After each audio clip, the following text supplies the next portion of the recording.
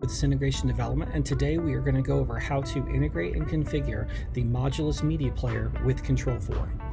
In this project, we have already added a Sony projector for our video component. We have added a Macintosh receiver for our audio and switching component.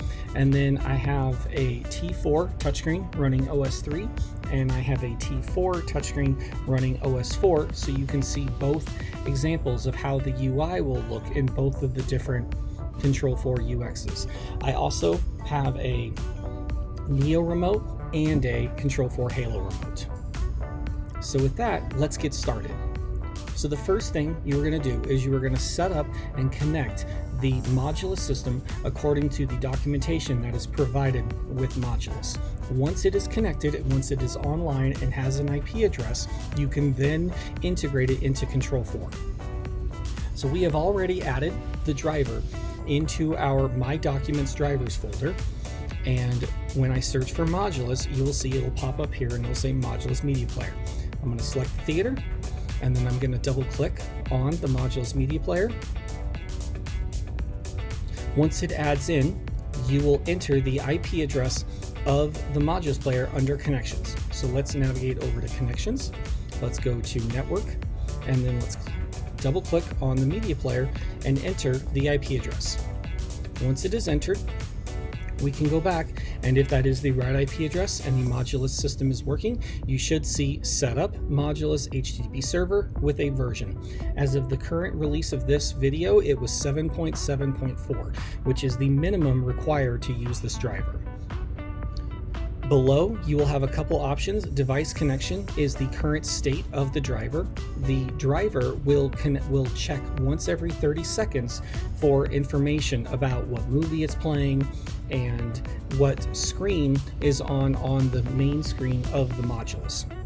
If there was a movie playing, it would list here.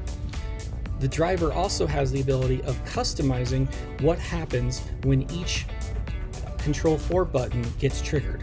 So you can view the standard buttons, which is on, off, the colored buttons, red, green, blue. So if you wanted, for example, the red button to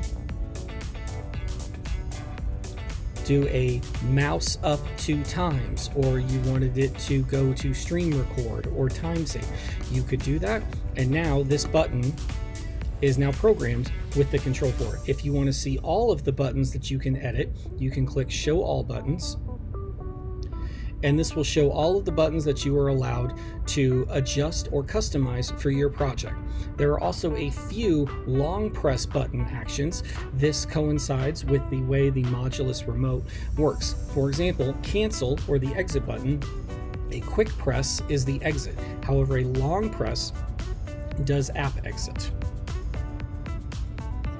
Moving on, now that you have the Modulus media player connected and it is functioning in Control4, let's go to Connections and let's bind it together.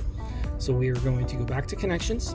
We are going to click on the media player. It has a HDMI out, and we are going to bind it into the MX180's HDMI 1 input, because that is what it's connected to in the system.